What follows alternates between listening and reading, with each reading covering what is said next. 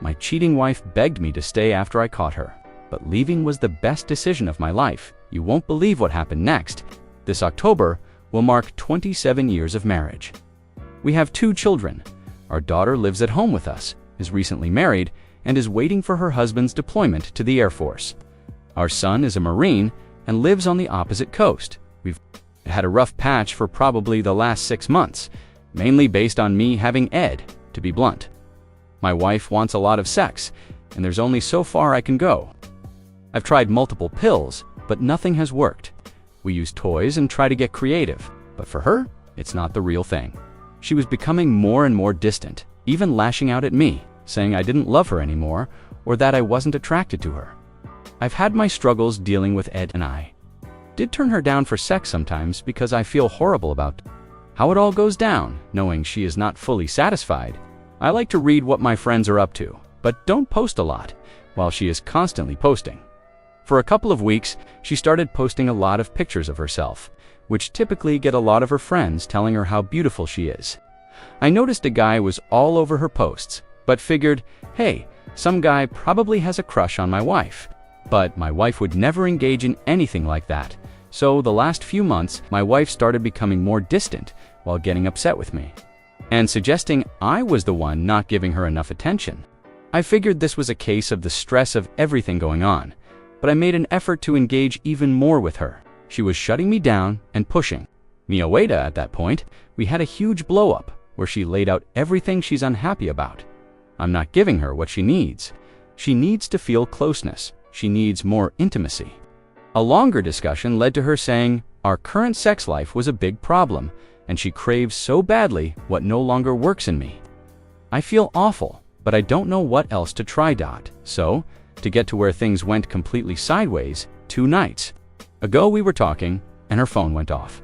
I was right next to her, and it was a Facebook Messenger message from a aita, same guy who was heavily engaging with her on Facebook. It popped up right in front of us. Miss you. Thinking about you. I'm like, what the hell is that? She starts by explaining that he's just a friend that she knew growing up, and he reached out on Facebook. They knew each other's families, so it's nothing. What proceeded to happen throughout the night was unwinding a series of lies, where I'd learn more and more. They've been talking for months, but just reminiscing about family and childhood stories. Then it went to her telling him she's struggling in her marriage, but she swears that was it. I pushed for her to come clean, and it went further. They were exchanging fantasies about what they'd do to each other.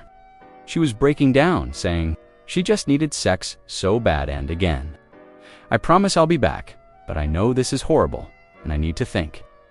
I almost lost it as she was walking out and said, please don't leave me, but I bit my tongue. I figured she was going to call a friend or something, a girlfriend here, and maybe it was a dick move, but it hit me. What are the odds she's talking to this guy? I went to the Verizon site and looked at her phone logs. Sure enough, it showed a number she had a 30-minute call right after she left. I started doing every bit of research to find out who it was. It was getting late, and I was super concerned about why she wasn't coming back. I texted a few times, but she didn't answer. Eventually, I got a text around 2 a.m. that she's coming home. When she got home, I asked what she had done. She told me she went to see one of her girlfriends, and I said, who did you call? She said she called her girlfriend. I know her friend's number because our families are friends. So I said, I know you made another call. She looked shocked, and I said, just come clean. She said that when she left, she called him to tell him what was happening. I pointed out that she has been continuously lying throughout the night. So at that point, just come out with all of it. So throughout the night and into the dawn, it all came out. She said they haven't had sex yet, but they were to the point where they were planning on it, and she said it was going to happen. She told me that she wouldn't talk to him at one point. I don't have the first clue what to do. I have no one to talk to. It's so weird that she is looked at as a pillar of our community, and I'm just a quiet, hardworking husband. If people were told that there was an affair going on between us, I guarantee everyone who knows us would want to know what the hell I've done. Maybe that doesn't matter. But again, it just feels like I can't turn anywhere. I don't even know how. To wrap this up, I'm in so much pain. See, confusion pain. Like I can feel physical pain from this. My chest is hurting and I feel so sick.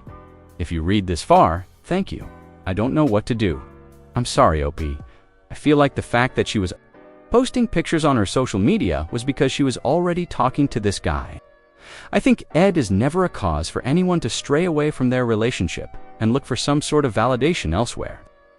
This isn't on you. It seems as though she's attacking your masculinity, which isn't something you need in a scenario like this. It more than likely makes it worse on you physically. Additionally, by the sounds of it, it's due to your wife's ego and insecurities. But there are so many other factors in a relationship that can bring two people together to share intimacy. Intimacy, closeness, and security can come from all sorts of angles, not just sexually. I'm sorry this has happened, and I'm sorry this has placed so much pressure on you 3 years later. Here's an update. It was one of the darkest times of my life, but I wanted to share this update because, in my mind, a miracle happened the night I posted this. I wanted to share that there is hope for the future when your life might seem to be crashing all around you. Writing the post was very difficult and out of character for me, but at the time, I felt like I had nobody to turn to. If you look through the thread, there's one reply that says, "I've sent you a message." I responded, and over the next few weeks, this woman shared her story with my very similar aunt, gave me advice and support. We learned about each other and eventually developed a friendship. We went from Reddit messaging to texting and to calling, and eventually we agreed to meet. Our closest friends were cautioning us to take things slow, but something clicked in us, and it wasn't long after we met and started seeing each other that we knew we were in love. Fast forward to 3 years, later marriage is in our future, happier and more in love than I have ever been. It's not lost on us that we both shared a horrible experience of infidelity. It's admittedly something that bonded us together, but that's also increased our communication abilities.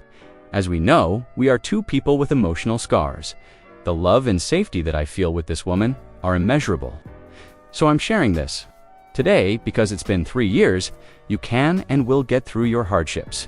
There is happiness and love out there.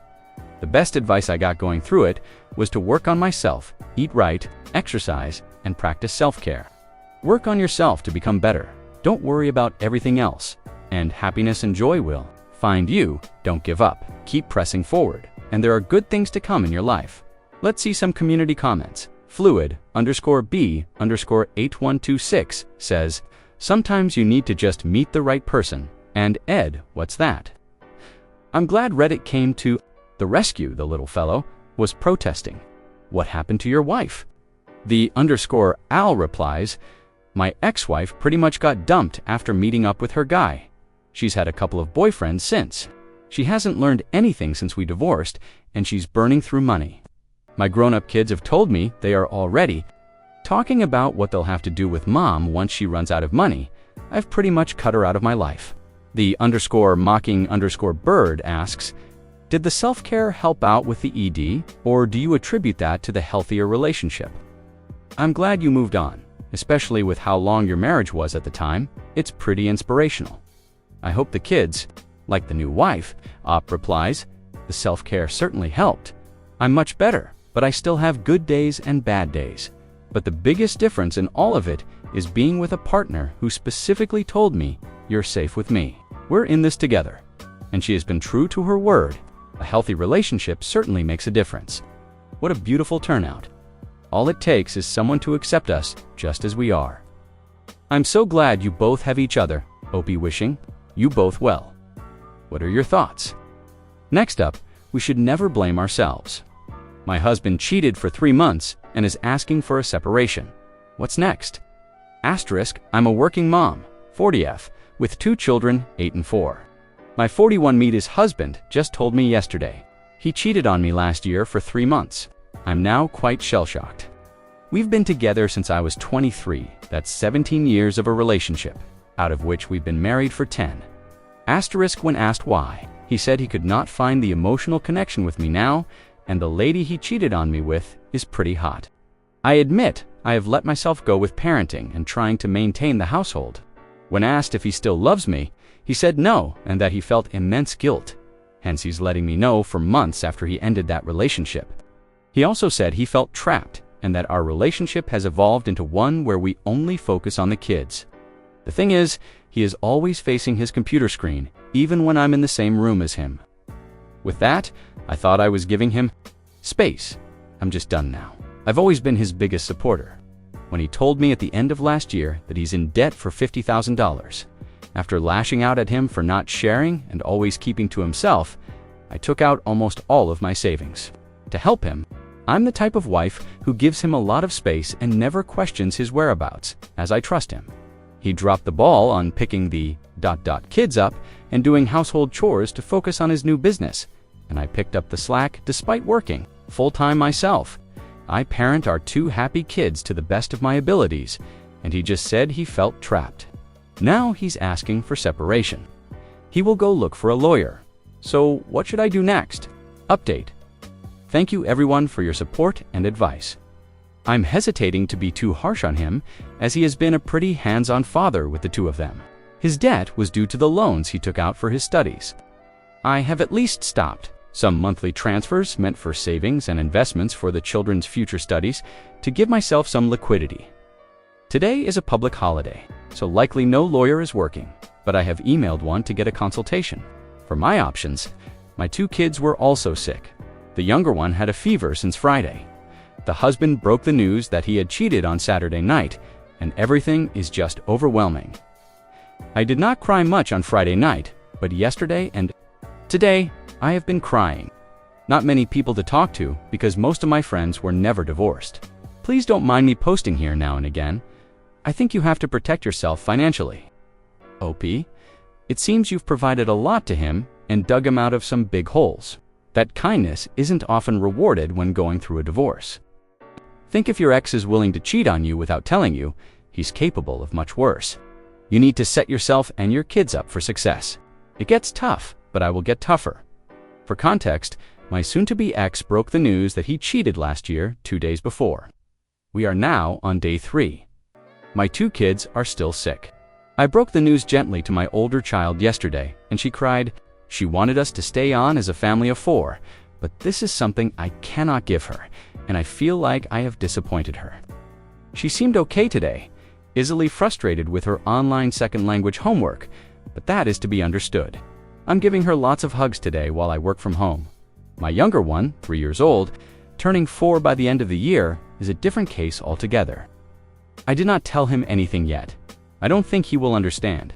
But he woke up at 6 a.m. today, had stomach pain, vomited water on his whole bed, and was super clingy today. He insisted on sitting on my lap the whole morning while I was working.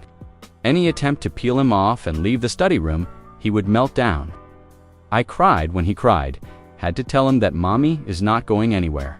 I was hanging laundry earlier and looked down 15 stories. I had to tell myself I have 2 kids who depend on me. I am tough and I will get over this. Please tell me this will get easier.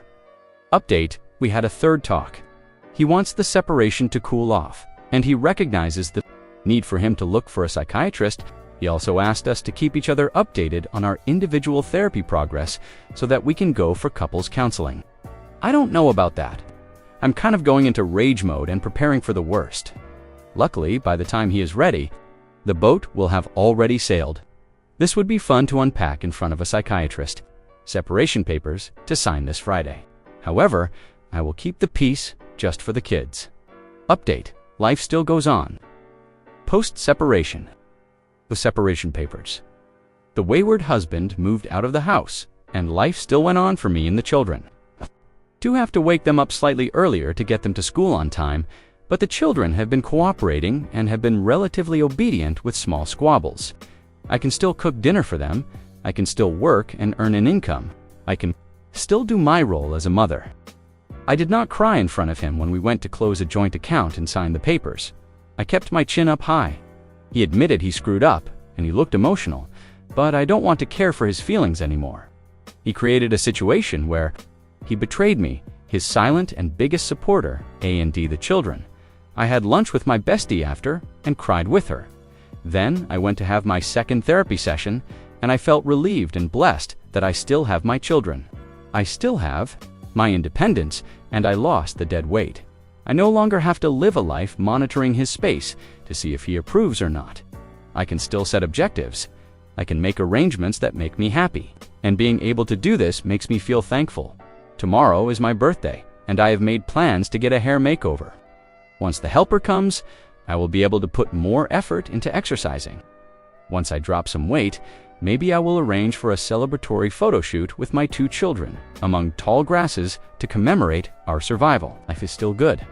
Let's check for one cum reaction real quick. eBlackburn47 says, sounds nuts, but I watch videos of caged animals who felt grass for the first time. I realized they were like us in a way. I was tied to a man and locked down while he explored and experienced everything without me. I didn't know what I was missing because my reality was being his wife and a young mother of 2. I didn't know about the uncertainties outside of what I knew until I did. Now my ex is just someone I used to know. I have thrived and I love my life. In the beginning, I was afraid and so extremely hurt, but now I embrace my life. If I died today, despite everything I know, I will feel the joy of knowing that I lived a great life. Dead weight sounds right. OPP, seems like you had 3 children on your hands.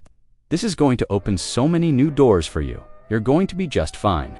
Now you can focus on you and the kids without having someone who doesn't care about you play games and drag you down. Thoughts? Should Opie have stuck around for counseling? Did she make the right choice by leaving? Thank you for joining us today. Here are my thoughts on the story. This story hits hard because it shows how betrayal can either break you or become the catalyst for your greatest comeback, and Op chose the latter. While his ex-wife was out chasing validation from strangers, he was quietly building the emotional muscle to walk away and find real love. The irony? Her affair didn't just cost her a marriage, it handed him the ultimate upgrade, a partner who values him, Ed, and all. Moral of the story: when someone shows you they'd rather complain about your flaws than fight for your worth, let them leave, and watch how fast life rewards you for the vacancy. Mic drop?